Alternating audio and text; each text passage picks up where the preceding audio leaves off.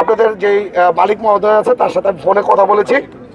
উনি যেটা বলেছে যে আপনার আগামীকালের মধ্যে ডাইং সেকশনে যে টাকাটা আছে, ডাইং সেকশনের টাকাটা আপনার আগামীকালের মধ্যে দিয়ে দিবে। আপনাদের যেভাবে যে প্রসিডিউর আছে এটার মধ্যে এই টাকাটা দিয়ে দিবে। আর বাকি যেই বেতনের গত মাসে যে বেতনটা আছে প্লাস হলো বোনাসটা, ওভার টাইমে যে টাকাটা আছে সেটা আপনাদের মঙ্গল বুধবার অথবা বৃহস্পতিবারের মধ্যে অবশ্যই তারা দিয়ে দিবে।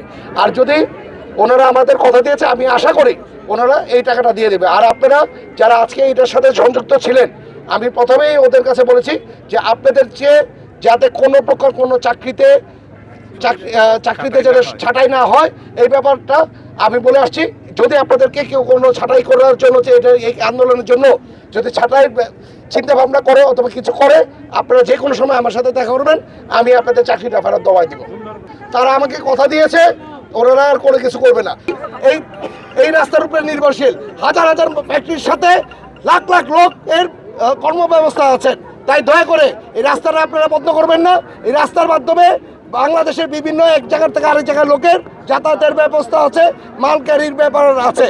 এই জন্য দয়া করে আপনারা এমন কোনো কাজ করবেন না যেটার জন্য সরকারের অন্যদিকে কোনো হস্তক্ষেপ নেওয়া লাগে।